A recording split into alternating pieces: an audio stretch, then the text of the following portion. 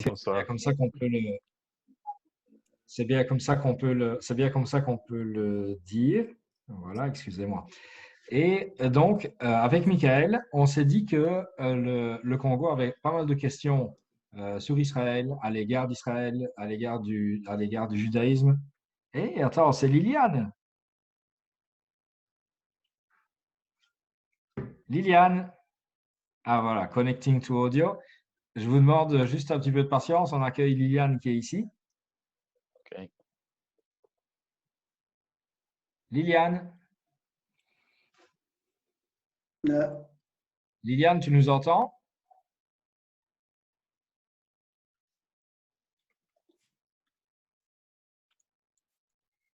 Liliane, dès que tu nous entends, tu nous fais signe.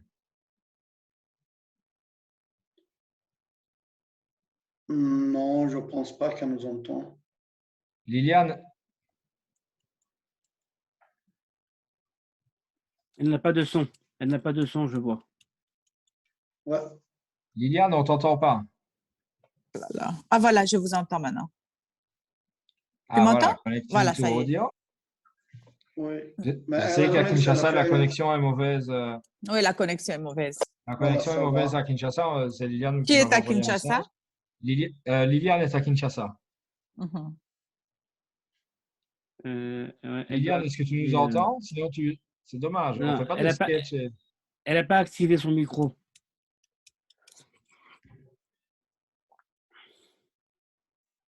Attends, je lui ai écrit, je lui ai écrit directement.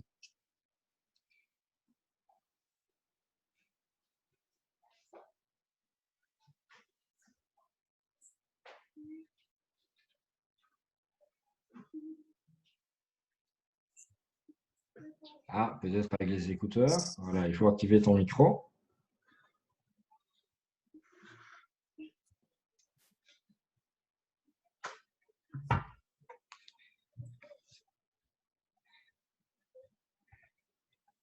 Alors, on attend quelqu'un? Ouais. Ah, toi, Mathilde, tu vois pas les participants? Tu as un Non, je ne les écran. vois pas. Ah, alors tu peux Je te switcher vois que vers la toi. gauche et tu vas voir tous les Je participants. fais comment, moi? Je fais comment? Attends. Liliane, tu nous entends? Participants. Waouh, zut, c'est dommage si elle ne nous entend pas. Apparemment, elle ne les entend pas. Hein. Non. Mais je vois personne d'autre que toi. Hein. Ah, eh ben, si tu swaps comme ça vers la gauche et normalement tu devrais avoir les. Ah oui, voilà. Voilà. Ça y est. Donc, Liliane, tu nous entends? Et Ouais, Patrick, il est où? Ah oui, il est Patrick, là. OK. Ah oui, je vois Ouais, je suis Liliane. là. Ah, voilà, Patrick est là. Liliane.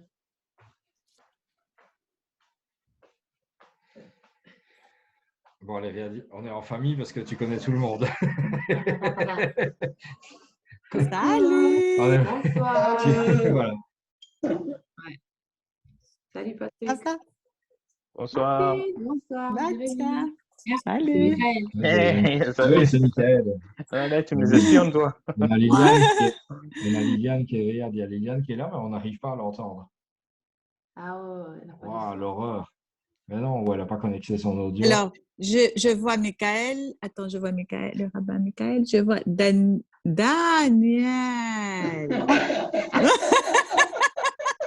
Tu te caches, toi. Ça va? Salut. Salut, comment tu vas? Ça va. Il y a longtemps, Mais dis, hein? non, tu as vieilli. Hein. Non, ça va pas. C'est la mode maintenant. C'est hyper familial, c'est génial. Daniel. Bon, Il m'a regarde, fallu donc, quelques minutes. Mais dis. Non, espérons tu que. vois, moi, je fais plus jeune que toi, Daniel. Ah ouais, Ça, on va parler après. Moi, j'ai 32 ans. Hein. Je pense Moi, que j'en ai 28. Ah, ça va. Toi, tu es plus Ah, jeune toi que aussi. moi. Tu as raison. En espérant que. Je vais continuer en espérant que Liliane puisse nous rejoindre Oui. pendant qu'on Je la va vois continuer pourtant. avec Hein. Michael. Hein. Je la vois pourtant. Oui, voilà. Hein. Michael est là. Oui, on a l'image, mais pas le son. Non, on ne t'entend pas, hein, Liliane. Bon. Donc, avec Michael, on s'est dit que le Congo avait énormément de questions à l'égard du judaïsme, à l'égard Oui. d'Israël, à l'égard des Juifs. Et ça fait quand même un petit moment qu'on en discutait. Pour ma part, ça fait quelques années que je suis au Congo. C'est sympa parce que je suis en train de me présenter à des gens qui me connaissent. Et donc, ça fait quelques années que je suis au Congo avec Madame Goldman ici que vous voyez, hein, qui a décidé de venir en Israël et pas de rester au Congo. Et avec Michael qui s'occupe plutôt de spiritualité et moi d'agriculture, on s'est dit que c'était deux domaines dans lesquels le Congo avait deux domaines dans lesquels on pouvait apporter et partager des connaissances avec le Congo et les Congolais. Et c'est la raison de ce groupe qu'on a décidé de créer Canal Israël. Canal qui est bien entendu Canal, pour moi, c'est une possibilité d'échange, c'est-à-dire que ça fonctionne dans les deux sens. Canal, ça peut être un canal spirituel, ça peut être un canal financier, ça peut être un canal économique, ça peut être un canal sentimental, ça peut être... il y a toute une série de canaux qu'on peut partager ensemble. Et c'est la raison pour laquelle on a décidé avec Michael d'appeler ça Canal Israël. On trouvait que ça représentait très bien ce qu'on voulait faire. Et donc aujourd'hui, je vais laisser la parole à Michael qui va se présenter et qui va présenter le projet. Voilà, je n'en dis pas plus, je lui laisse la parole. Tov, Toda, Uri. Alors, shalom à tous. Un shalom de Jérusalem, c'est pas rien. Oh, c'est pas rien ça. C'est pas rien. Alors, comme Uri l'a dit, en fait, on se rend compte qu'il y a beaucoup de personnes qui aiment Israël aux quatre coins du monde et que beaucoup d'entre eux se trouvent au Congo. En Europe, aujourd'hui, le peuple juif et Israël ne sont pas toujours très bien vus. Aux États-Unis, on n'est pas sûr que ça va durer encore longtemps. Mais ce qu'on voit et ce qu'on entend, c'est qu'au Congo, il y a des dizaines de millions de personnes qui aiment Israël, qui supportent Israël et qui sentent qu'ils ont un lien avec le judaïsme, avec les juifs, chacun de sa perspective. Et donc, on s'est dit qu'il faut se retrouver entre personnes de bonnes intentions et que lorsqu'on se retrouve entre personnes de bonnes intentions, on peut faire que des choses bien. Ouais. Et donc, l'idée, c'était en effet de créer une plateforme et un lien qui va relier le Congo à Israël et qui va, dans un premier lieu, dans un premier moment, s'accrocher à réfléchir et à étudier ensemble. À étudier ensemble des thématiques, des sujets qui nous intéressent à tous. Ce n'est pas un enseignement que moi je vous donne et que vous devez accepter comme ça, comme si ça arrivait d'en haut de la montagne. C'est un enseignement que je vous soumets et qu'on va ensemble réfléchir et qu'on va ensemble travailler. Et puis en fait, chacun trouvera ce qui pense être important pour lui et continuera son chemin avec ce petit enseignement. Et donc, j'ai pensé qu'on pourrait commencer aujourd'hui avec un sujet qui est proche du sujet concernant la terre d'Israël, mais qui arrive avant la terre d'Israël. Mais avant de commencer, j'aimerais d'abord dédier ce cours à l'élévation de l'âme de ma maman, qui est décédée il y a 2 ans. Et c'est toujours bien de dédier un cours à l'élévation de l'âme de quelqu'un. C'est se rappeler de cette personne, c'est la rendre présente, et c'est quelque part lui faire également honneur en prononçant des paroles qui sont des paroles, j'espère, des paroles qui vont avoir un sens. Alors la question que j'aimerais vous poser et réfléchir avec vous, c'est la question toute simple. Pourquoi, dans le monde de la Torah, dans la Genèse déjà, il y a besoin d'une terre qui va s'appeler la terre d'Israël? Pourquoi le projet divin ne peut pas se réaliser partout sur la terre? Pourquoi il faut-il qu'à un moment, Dieu se tourne vers Abraham et lui dit « Quitte ton pays, quitte ta famille et va-t'en vers cette terre que je vais te montrer. » Et cette terre, c'est la terre d'Israël. Pourquoi il faut une terre? Au fond, la terre entière, le globe tout entier, est un endroit où Dieu pose ses yeux. Et si quelqu'un trouve grâce aux yeux de Dieu, il peut se tourner vers lui, où qu'il soit sur la terre. Pourquoi il faut qu'il y ait une terre? Est-ce que vous êtes d'accord avec moi que c'est une question fondamentale? Très. C'est une question fondamentale. On ne pose plus la question. On est tous habitués à dire la terre d'Israël, c'est la terre de Dieu, c'est la terre sainte, c'est la terre sacrée. Mais on ne pose plus la question, mais pourquoi il faut qu'il y ait une terre sacrée? N'est-ce pas? Alors j'aimerais, pour ça, étudier avec vous ce soir 3 petits passages qui apparaissent au tout début de la Genèse, au tout début de la Bible. Et c'est des passages qui, a priori, ne sont pas du tout liés à la question que j'ai posée. Et pourtant, vous allez voir qu'en fait, ils sont extrêmement liés à ces questions-là. Ce sont 3 épisodes qui débutent l'histoire de la Genèse, l'histoire de toute la Bible. Je vous rappelle que le début du discours biblique, c'est la création du ciel et de la terre. Et puis le 6e jour, c'est la création de l'homme, Adam, et de la femme, Chava, Ève. Et puis ils sont les deux placés dans un endroit, dans un lieu qui s'appelle le jardin d'Éden, le jardin de Éden. Et là-bas, dans ce jardin-là, Dieu leur dit, vous pouvez tout faire, manger de ce que vous voulez. Il y a une chose que je vous demande, c'est de ne pas manger d'un arbre. Uniquement de celui-ci, vous ne mangez pas. D'accord? On connaît l'histoire telle que c'est raconté dans le texte biblique, c'est que même cette chose-là n'a pas été respectée, et alors ils ont été les deux punis. Et quelle va être la punition qu'ils vont recevoir? Je vous pose la question. C'est quoi la punition? Ils vont être chassés du paradis. Chassé, oui. Ils vont être chassés du jardin d'Éden. Alors moi, je constate tout simplement que quand Dieu a créé le monde, l'homme et la première femme, il ne les a pas placés dans le monde en leur disant « Allez-y, baladez-vous où vous voulez ». Il les a installés dans un endroit bien spécifique. C'est ici que vous allez vous développer. Ça veut dire que le texte de la Torah commence déjà par une déclaration, très grande déclaration, qui s'oppose au nomadisme. L'homme n'est pas un nomade. L'homme doit s'installer quelque part dans un lieu et là-bas développer son existence. C'est là-bas qu'il doit vivre. Dès qu'il y a eu transgression, il y a eu une faute, alors à ce moment-là, il va être chassé de cet endroit-là. On le chasse du jardin d'Éden. Et la question qu'on pose, c'est pourquoi le chasser du jardin d'Éden? Pourquoi chasser l'homme et la femme du paradis après la transgression? On aurait pu imaginer toutes sortes d'autres punitions. On aurait pu leur demander, par exemple, de replanter l'arbre 10 fois. On aurait pu imaginer toutes sortes d'autres punitions. Pourquoi chasser? Pourquoi les mettre en dehors du jardin d'Éden? Est-ce que vous avez une réponse? Moi, j'en ai pas, parce que le texte ne donne pas de réponse.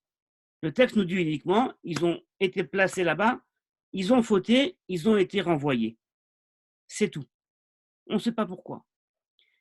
Le texte de la Genèse continue et nous raconte après une deuxième histoire, la deuxième histoire de la Torah, du début de l'histoire.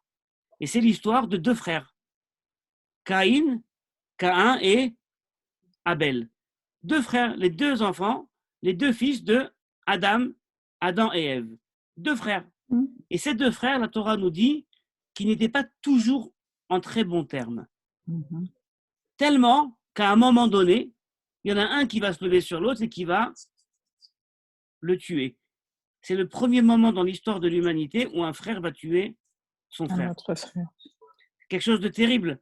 Il n'y a quasiment personne dans le monde et ils trouvent déjà le moyen de s'entretuer. C'est incroyable. D'accord? C'est incroyable. Mais ce qui est très intéressant, c'est de poser la question, qu'est-ce qui a amené au meurtre? Qu'est-ce qui a amené au fratricide? Pourquoi Caïn s'est levé et a tué son frère? Et là, le texte est très intéressant. Il était jaloux. A priori, ce que dit Daniel, c'est qu'il était jaloux. Parce que juste avant, on nous dit que Caïn a fait une offrande à Dieu et Dieu l'a refusée. Et Abel a fait une offrande et Dieu l'a acceptée. Et donc, on imagine que Caïn est jaloux de son frère et donc il va le tuer. Sauf que ça, Daniel, ce n'est pas marqué dans le texte. Ça, c'est quelque chose que nous, on va déduire du texte. Mais ce n'est pas marqué dans le texte. Mais par contre, ce qui est marqué dans le texte de la Genèse, c'est qui étaient ces deux personnes. On nous dit que Caïn était un agriculteur et que Abel était un berger. Caïn, c'est un agriculteur parce que Caïn continue le projet de ses parents. Quand Dieu a créé l'homme et la femme, il les a placés dans le paradis en leur disant « c'est là qu'il faut vivre ». Il faut avoir une existence sédentaire. Il faut s'installer quelque part. On n'est pas des nomades. Et donc, Caïn, lui, il entend ça. Et il dit, bon, ben, si c'est comme ça, moi, je vais faire ce que Dieu demande. Je vais donc m'installer. Je vais donc être un agriculteur. Parce que seul un agriculteur, il arrive à penser son existence sur un mode de futur. Il sait très bien qu'il faut s'installer, il faut avoir sa terre, il faut faire de l'agriculture, il va éduquer ses enfants là-bas, il va avoir ensuite ses petits-enfants, et c'est que dans l'installation qu'il pourra créer de la pérennité. Donc ça, c'est le projet de Caïn. Abel, lui, son frère, c'est un berger. Un berger, c'est un nomade. C'est quelqu'un qui refuse de s'installer. C'est quelqu'un qui va, un peu comme un parasite, si vous voulez, prendre ce qu'on peut prendre un peu partout. Et donc, les deux frères, l'un berger, nomade, et l'autre agriculteur sédentaire, ne peuvent pas s'entendre. Ils ne peuvent pas vivre ensemble.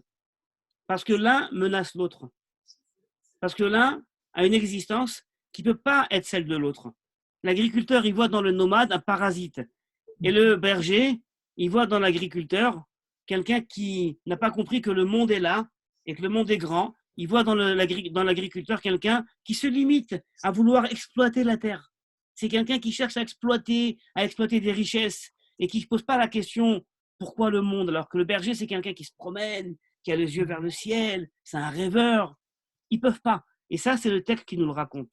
Et donc, on comprend bien que quand le texte nous dit que Caïn se lève sur son frère, le verset nous dit « Ils étaient alors dans les champs ». Mais évidemment qu'ils étaient dans les champs. Ils n'étaient pas sur la lune. Sauf que c'est pour nous dire que le propos qui les différenciait, c'était le champ. La discussion qu'il y avait entre eux, c'était la question du champ, la question du lieu. Alors que l'un voulait s'installer, l'autre voulait ne pas s'installer. Et donc, c'est pour ça que Caïn, l'agriculteur, le sédentaire, se lève sur son frère et le tue. Gravissime. Quelle va être la punition que Dieu va donner à Caïn? Eh bien, il va le chasser. Il va lui dire, tu vas errer. C'est l'exil. Et ça nous rappelle un petit peu le début qu'on a entendu déjà avec Adam et Ève. On a le même modèle. Une installation, une transgression et ensuite un exil. Expulsion. Pourquoi, et je pose la question de nouveau, pourquoi Dieu va punir Caïn avec la punition d'errance? Il aurait pu choisir une autre punition. Pourquoi renvoyer Caïn et lui donner la punition de l'exil? C'est quelque chose qui n'est pas clair. Et j'aimerais vous dire qu'en fait, ce qu'on peut comprendre de ce texte-là, c'est que le projet divin, c'est de s'installer quelque part. C'est en effet de fonder sa famille, de construire ce monde. Et quelqu'un qui ne fait que se balader à droite à gauche, c'est un parasite pour ce monde. Il faut construire ce monde. Il faut rendre ce monde meilleur. C'est ça l'idée. Sauf qu'il y a une différence entre l'installation et l'enracinement. Quand je m'installe quelque part, je dois être capable encore d'écouter la voix de Dieu. Or, Adam et Ève, lorsqu'ils s'installent dans le jardin d'Éden, eh bien, tout leur est donné, tous les arbres. Ils peuvent tout manger. Il y en a un qu'il ne faut pas consommer, ils vont quand même le prendre. Parce que quand quelqu'un s'enracine et croit qu'il a une toute-puissance, eh bien, évidemment, il ne va plus entendre la voix de Dieu. Et c'est exact. Et donc, qu'est-ce qu'il faut faire? Il faut le renvoyer et lui dire, tu vois, tu t'es enraciné, va un petit peu vivre la condition du nomade. Sors, va à l'extérieur, tu vas voir c'est quoi de vivre comme un nomade. Caïn et Abel, c'est la même histoire. Caïn, c'est quelqu'un qui va s'installer, il est dans l'installation, mais il va aussi s'enraciner. Il va tellement s'enraciner qu'il va même plus faire attention à son frère. Et que si son frère le dérange, même son frère, il sera capable de le tuer. C'est quoi la plus grande punition pour un agriculteur, pour un sédentaire, quelqu'un qui veut s'installer? Eh bien, c'est de lui faire goûter la vie du nomade. C'est imploser de l'intérieur toutes ses valeurs. L'agriculteur, le sédentaire, il veut de la sécurité, il veut de la continuité. Quand tu le chasses de son endroit, il n'a plus de sécurité, il n'a plus de continuité et quelque part, il est déstabilisé. C'est une punition éducative. On lui dit, il faut s'installer, mais pas s'enraciner. Parce que quand tu t'enracines, tu n'écoutes ni la voix de Dieu et tu n'écoutes ni la voix de ton frère. Le troisième récit que la Genèse nous raconte, c'est le récit de la tour de Babel. Des personnes qui pensent tous pareil. Le premier récit de la Torah, c'est Adam et Ève, un couple, un homme et une femme. Le deuxième récit, c'est deux frères. Le troisième récit, c'est toute une société. C'est des gens qui pensent tous pareil. Ils sont plus comme Adam, ils sont plus comme Caïn et Abel qui s'engueulent. Pas du tout, ils s'entendent très bien, ils pensent la même chose. Ils pensent tellement la même chose qu'ils ont un projet commun. Ils vont s'installer quelque part et ils disent, on va construire une ville. C'est encore une fois la même chose, on va s'installer, on va faire un grand projet, on va construire une ville et on va enfin pouvoir construire ce monde et en faire un endroit meilleur pour nous tous. Et voici que, d'une façon incompréhensible, c'est pas marqué dans le texte, Dieu voit ce projet-là, descend et dit, c'est pas bon. C'est un projet qui est un projet négatif, il va les disperser. Encore une fois, on voit une installation, une faute et une dispersion. On voit le même modèle. C'est-à-dire que le même modèle apparaît 3 fois dans les 3 premiers récits de la Torah. Et quelque part, on connaît maintenant que les personnes de Babel voulaient s'installer. C'est bien de s'installer. Mais quand tu t'enracines, eh ben, il n'y a plus aucune valeur à rien. Parce que quand on s'enracine quelque part, eh bien, on devient égoïste. On ne pense qu'à soi.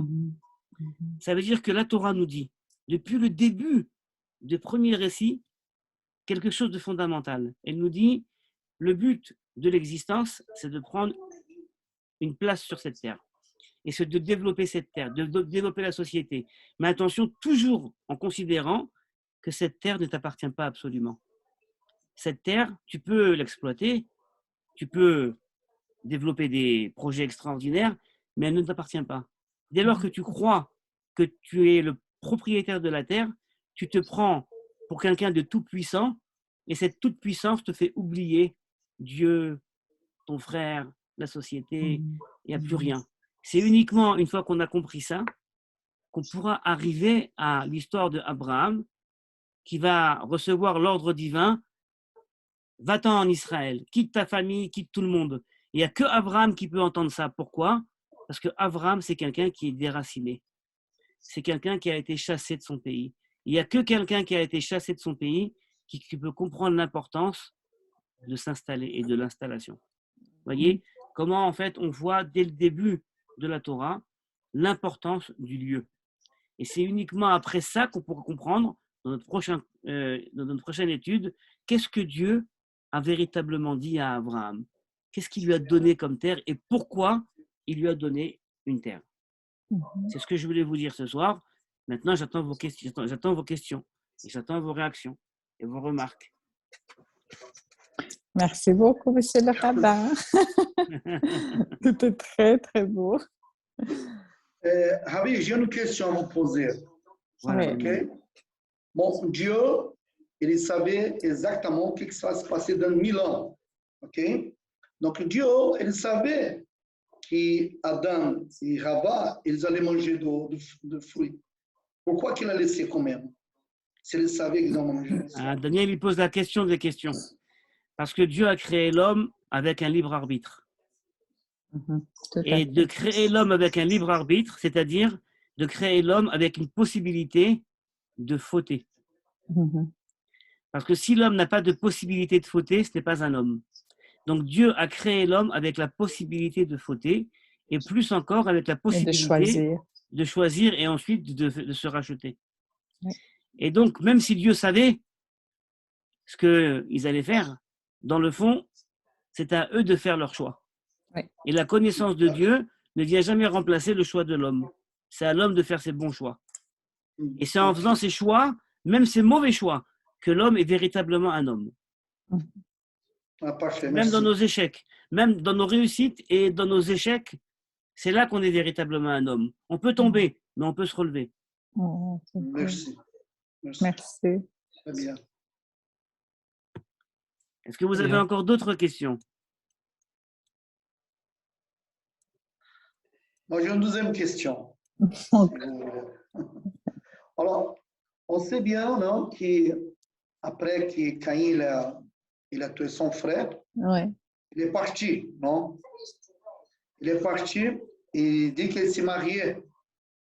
Alors, la question, le doute, avec qui il s'est marié? Ah. Alors, Caïn, en fait, il est parti et c'est très Moi, j'ai une intéressant. question un peu spéciale. Non, Parce non, que non, moi, c'est une j'ai très toute bonne la question. Torah, j'ai toute la Torah et toujours il y a des questions à poser. Je vais vous dire, Caïn est le fondateur de la civilisation. Les descendances de Caïn sont celles qui vont fonder les villes. On voit dans le texte, dans la deuxième partie de la Torah, dans le 5e, 6e chapitre de la Genèse, que Caïn va fonder une ville, que son petit-fils va apprendre à développer l'agriculture beaucoup plus industrielle, que ses petits-enfants vont développer la musique, ils vont développer la civilisation. Le projet de Caïn, c'est l'ancêtre du sionisme, s'installer quelque part.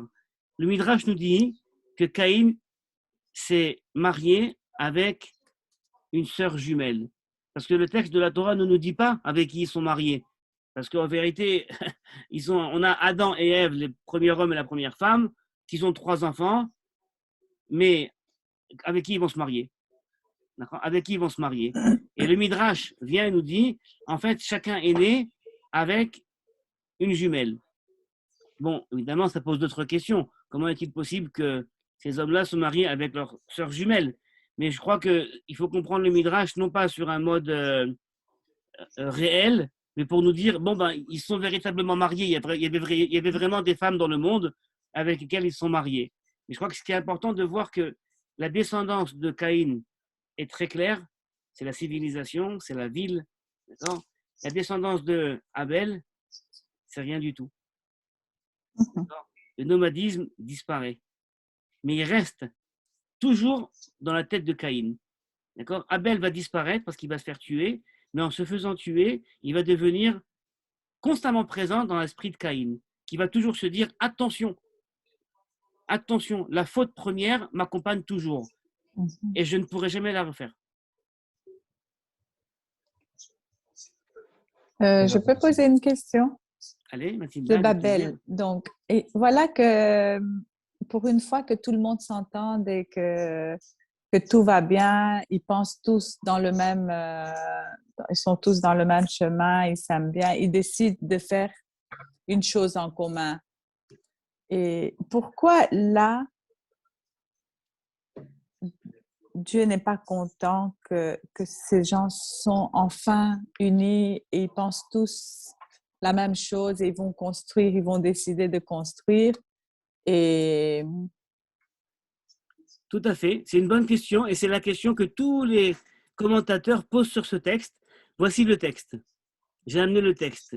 On va lire ensemble le texte. oui. Toute la terre avait une même langue et des paroles semblables. En Oui. effet, tout le monde s'entendait. Oui. Or, en immigrant de l'Orient, les hommes avaient trouvé une vallée dans le pays de Shinar et s'y étaient arrêtés. Ils se dirent l'un à l'autre, allons préparons des briques et cuisons-les au feu. Oui. Et la brique leur tint lieu de pierre et le bitume de mortier. Ils dirent alors, bâtissons une ville et une tour dont le sommet atteigne le ciel. Faisons-nous un établissement durable pour ne pas nous disperser sur toute la face de la terre. Ils ont peur de disparaître. Le Seigneur descendit sur la terre pour voir la ville et la tour que bâtissaient les fils de l'homme. Et il dit, voici un peuple uni, tous ayant une même langue. C'est ainsi qu'ils ont pu commencer leur entreprise et dès lors, tout ce qu'ils ont projeté leur réussirait également.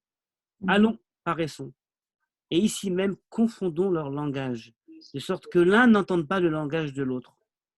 Le Seigneur les dispersa donc de ce lieu sur toute la face de la terre, les hommes ayant renoncé à bâtir la ville. C'est pourquoi on la nomma Babel, parce que là, le Seigneur confondit le langage de tous les hommes, et de là l'Éternel les dispersa sur toute la face de la terre. Est-ce que vous avez vu quelque chose dans le texte qui montre qu'ils ont fauté? Non. Rien du tout. On ne comprend pas pourquoi tout d'un coup, alors qu'ils sont en train de faire quelque chose de magnifique, Dieu vient et leur fait parler des langues différentes et les disperse. On ne comprend pas. Alors, première chose, c'est qu'en fait, nous, on a déjà compris que dans leur volonté de s'installer et de s'enraciner, il y avait également une volonté de toute puissance et donc de rejeter Dieu. C'est le modèle de l'homme moderne. C'est l'homme moderne qui pense qu'avec la technologie, eh bien, il pourra maîtriser le monde. Et s'il arrive à construire une tour, et s'il arrive à être le plus grand et le plus fort, eh bien, il peut se passer de Dieu. Et quelque part, c'est ça qui est une des fautes de la génération de Babel. Et c'est une faute qui est extrêmement moderne. C'est la tentation, c'est la tentation de la technologie. On peut, c'est vraiment, je pense que ça se répète. Excuse-moi. Oui. Je pense que la histoire se répète là maintenant dans notre génération. Avec la conquête de l'espace, la lune, la technologie, on oublie même Dieu. Les gens sont en train d'oublier Dieu. Ils remplacent Dieu par la machine. Mais ce n'est pas uniquement la technologie, c'est aussi le monde moderne. Le monde moderne, c'est extraordinaire. L'évolution scientifique, c'est extraordinaire. On a des médicaments, on arrive à mieux vivre.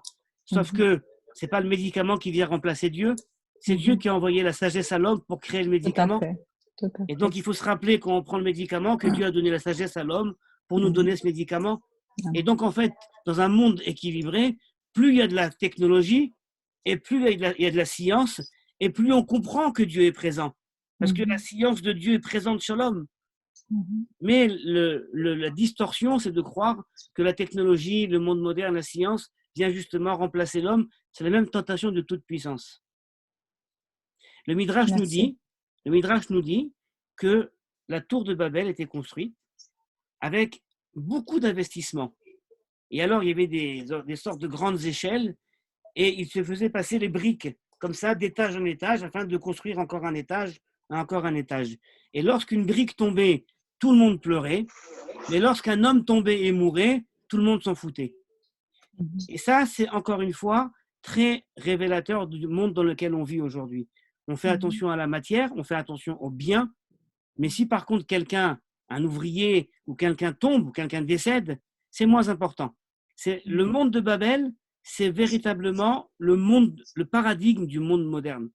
D'accord ? Et on nous met très justement, comme ça, face à nous, une société qui pense tout pareil. Aujourd'hui, on est dans une société qui veut être globalisée, la mondialisation. Il faut qu'on mange tous la même chose, il faut qu'on s'habille tous pareil, il faut qu'on pense tous pareil. Mais non. Pourquoi manger et pourquoi penser tous pareil, c'est bien. C'est bien de penser différent. C'est bien que chacun ait sa tradition. C'est bien que chacun continue la tradition de ses ancêtres. Il ne faut pas vouloir uniformiser les choses. Et dès lors qu'on veut uniformiser les choses, eh ben on tombe dans la tentation de Babel, qui est une tentation qui demande à être dispersée. Il faut casser. Parce que la dispersion va conserver la pluralité. Elle va conserver la pluralité. La pluralité.